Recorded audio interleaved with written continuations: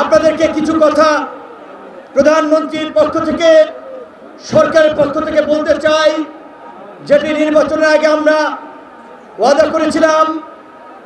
দল মত রাজনীতির ঊর্ধ্বে থেকে এই গলাচিপা 10 মিনার উন্নয়নে, এই গলাচিপা 10 মিনা একটি নতুন পরিবেশ তৈরি করার ক্ষেত্রে সকলকে নিয়ে আমরা কাজ করব। আমাদের মাননীয় প্রধানমন্ত্রী আমাদের মন্ত্রী পরিষদের মিটিংয়ে সেই দিক নির্দেশনা দিয়েছেন।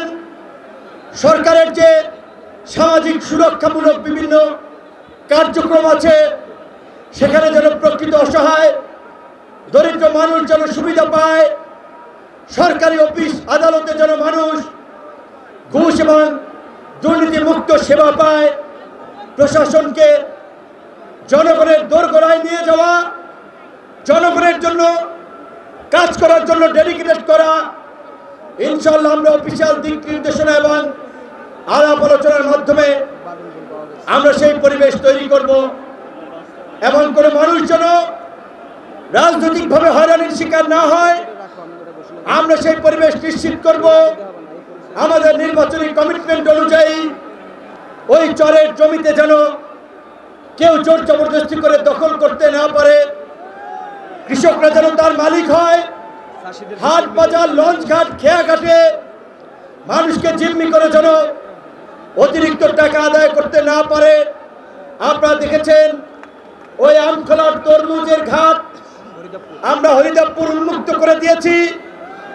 কোন ব্যবসায়ীর কাছ থেকে রাজনৈতিক পরিচয়ে কেউ যেন চাঁদা, অনৈতিক অবৈধ সুবিধা না নিতে পারে।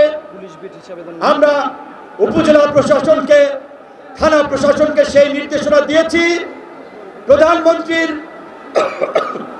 অভিপ্রায় অনুযায়ী মাদক এবং জুয়ার বিরুদ্ধে প্রধানমন্ত্রী প্রশাসন এবং জনপ্রতিনিধিদেরকে কঠোর পদক্ষেপ নেওয়ার নির্দেশ দিয়েছেন। আমরা জেলা উপজেলা প্রশাসনের সাথে সমন্বয় করে মাদকের বিরুদ্ধে শক্ত পদক্ষেপ নিতে চাই। আমাদের এলাকার কোনো যুবক এবং তরুণরা যেন বেকার না থাকে, তাদেরকে কিভাবে কর্মে যুক্ত করা যায় সেই পদক্ষেপ পরিকল্পনা নিয়ে আমরা আগাবো। আমরা আজকের এই ইফতার প্রোগ্রাম থেকে আল্লাহর শুকরিয়া আদায় করি। আমরা যে কমিটমেন্টগুলো করেছি, আল্লাহ পাক যেন এগুলো পূরণ করে আমাদেরকে তৌফিক দেয়। এই গলাচিপা 10 মিনার যেন আল্লাহর খাস রহমত নাজিল করে আমরা যেন মিলেমিশে বসবাস করতে পারি। শুধুমাত্র একটি কথা বলে শেষ করতে চাই। প্রিয় উপস্থিতি, আপনার অতীত রাজনৈতিক অভিজ্ঞতা থেকে নিশ্চয়ই জানেন, আজকে গলাচিপায় 10 মিনার যদি আজকে আমি এমপি হতে না পারতাম, অনেক এলাকায় থাকতে পারতো না, অনেকের বাড়ি ঘরে আগুন জ্বলতো, ব্যবসা বাণিজ্য দোকান পাড়ে ভাঙচুর হতো, অনেককে হসপিটালে থাকা লাগতো। কিন্তু আমরা সংসদ সদস্য নির্বাচিত হওয়ার পরে এই এলাকার পরিবেশ আগে যা ছিল তার চেয়েও ভালো হতে শুরু করেছে, আগামীতে আরো ভালো হবে। আমরা কোনো প্রতিহিংসার রাজনীতি করি নাই, কাউকে আঘাত করি নাই। আমাদের কমিটমেন্ট অনুযায়ী চাঁদাবাজি বন্ধ হওয়া শুরু করছে।